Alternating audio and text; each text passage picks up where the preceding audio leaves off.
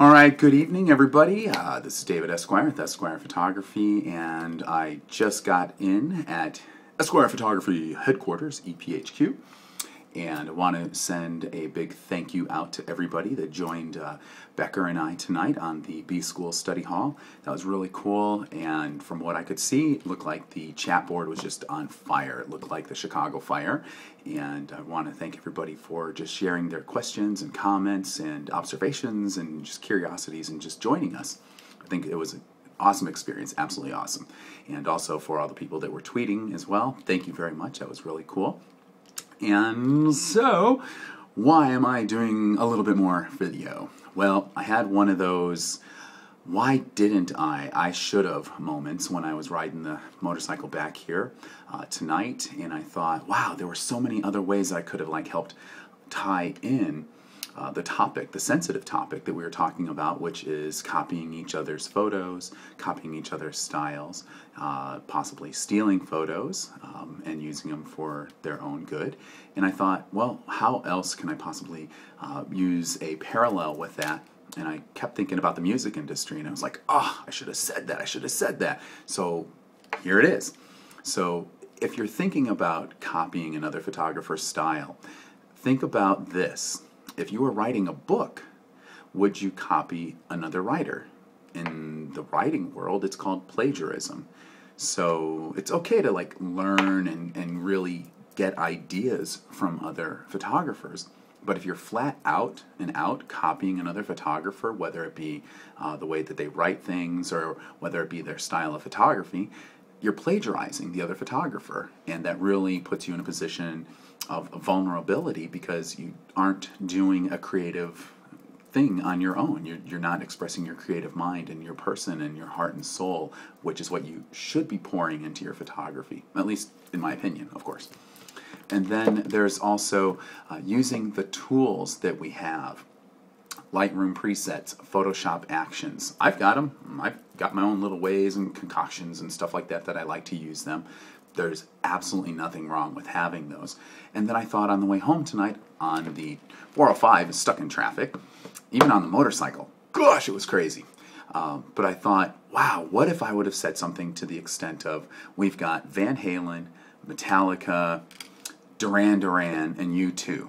And let's say they all have the same keyboard.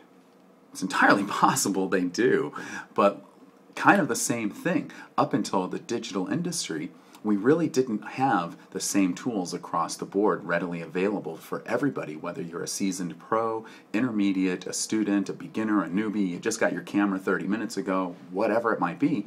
We've all pretty much got the same tools now. Musicians in the music industry have the same tools. You can go to Guitar Center and just Sam Ash just about everywhere and get the same guitar. And then it's what you do with that guitar that makes that music yours. So I'm guessing a lot of us that are out there, including myself, I'm a huge music fan, so maybe you guys are as well.